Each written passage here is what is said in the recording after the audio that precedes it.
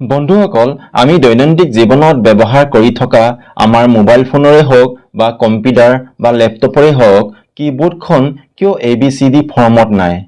সেই কিবোৰ্ডখনৰ আখৰবোৰ কিয় উলট-পালটকে আছে আমি বাৰু কেতিয়াবা ভাবি চাইছোনে আহকচোন বন্ধুসকল তেন্তে আমি তাৰ কাৰণটো জানো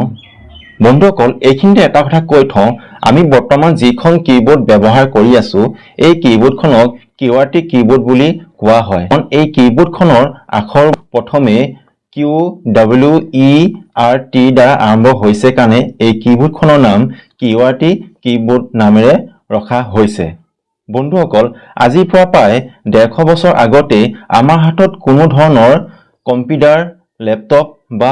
কোনো মোবাইল নাছিল আমি কোনো মেছেজ প্ৰেৰণ কৰিবৰ কাৰণে বা আমি কোনো কাগজ পত্ৰ টাইপ কৰিবৰ কাৰণে বন্ধুসকল 1868 চনত ক্ৰিষ্টোফাৰ লাথান চলেছ নামৰ এজন আমেৰিকান ব্যক্তিয়ে প্ৰথমে টাইপৰাইটাৰ আৱিষ্কাৰ কৰি উলিয়াইছিল আৰু তেওঁ যেতিয়া টাইপৰাইটাৰটো আৱিষ্কাৰ কৰি উলিয়াইছিল তেতিয়া তেওঁৰ কিবোৰ্ডখন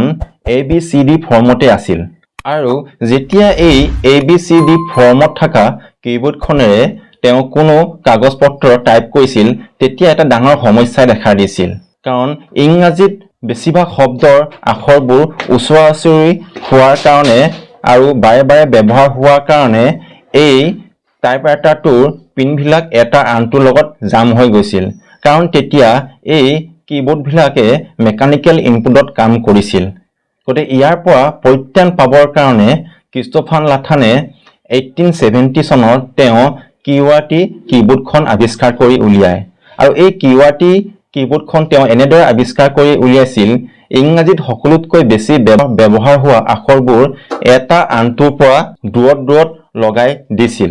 যাতে তেওঁ এই পিন জাম হোৱা যিটো সমস্যা তাৰ পৰা পৰিত্ৰাণ পাব পাৰে আৰু তেতিয়াৰ পৰা বন্ধুসকল আজিলৈকে এই QWERTY কিবোৰ্ডখনে আমি ব্যৱহাৰ কৰি আহিছো এতিয়া বন্ধুসকল এই ইনফৰমেশনখিনি আপোনালোকৰ কেনেকুৱা লাগিল যদি ভাল লাগিছে তেলে মোৰ চেনেলটো লাইক আৰু সাবস্ক্ৰাইব কৰি দিব নমস্কাৰ ধন্যবাদ